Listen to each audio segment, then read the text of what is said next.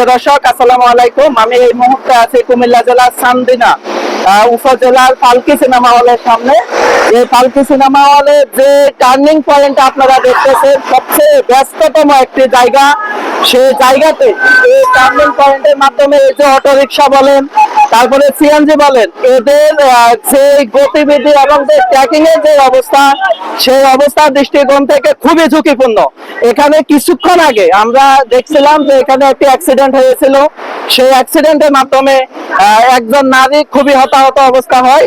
তার পরবর্তীতে আমরা গণমাধ্যম কর্মী যারা আছে, তারা এখানে সেই অর্থাৎ নারীটিকে আমরা উদ্ধার করে মোটামুটি প্রাথমিক চিকিৎসা দিয়ে আমরা হাসপাতালে দিচ্ছি।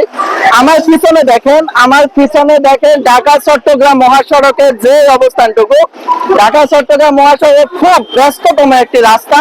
সেই রাস্তাতে এই টার্নিং পয়েন্টে সেই পালকি সিনেমা হলের সামনে সেই ইউ টার্নটি অর্থাৎ যাতায়াতের জন্য সবচেয়ে বড় ঝুঁকিপূর্ণ। দেখেন আমার পাশের অবস্থান দেখেন, এই ট্রাকটি দেখেন, সেটা একটি ইউ টার্ন যেভাবে দিচ্ছে, এটা কিন্তু সবচেয়ে ঝুঁকিপূর্ণ।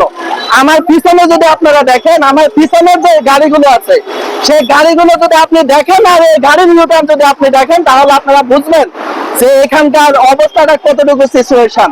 আমার পিছনে এই যে একটি সিএনজি দেখেন, তারপরে একটি ওই যে গাড়ি দেখতেছেন, মাইক্রো পিকআপ দেখতেছেন, প্রশাসনের কোনো প্রকার ভূমিকা নেই। দেখেন আমার পাশে আরেকটা দেখেন, এই গাড়িটি যেভাবে হঠাৎ করে এসে ইউটার্ন নিচ্ছে, এটা কিন্তু যাত্রীদের জন্য, সাধারণ যাত্রীদের জন্য কিন্তু একেবারে হুমকি স্বরূপ। এই বিষয়গুলো কিন্তু একেবারে হুমকি স্বরূপ। প্রশাসন কিন্তু এই বিষয়ে কোনো ভূমিকা নিচ্ছে না, এখানে কোনো প্রশাসন নেই। আপনি দেখেন এই পাশের যে রাস্তাটুকু আছে, সেই রাস্তাটি যাতায়াতের জন্য যে অবস্থানটুকু আছে, এখানে কোনো অর্থাৎ সিস্টেম নাই, কোনো মেনটেন নাই, কোনো কিছু নেই।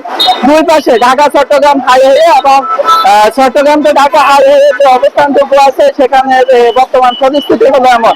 প্রিয় দর্শক, দেখেন আমার পিছনে যে অবস্থানটুকু আছে, দেখেন একেবারে এত ব্যস্ততম একটি রাস্তা, সেই রাস্তাতে এই অবস্থানটুকু এখানের মাধ্যমে তৈরি হয়েছে।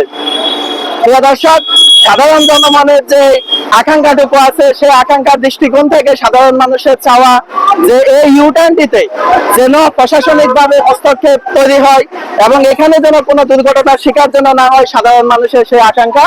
আমি মোহাম্মদ আরিফুল ইসলাম ফারহান আপনাদের কাছ থেকে এখনকার মতো বিদায় নিচ্ছি।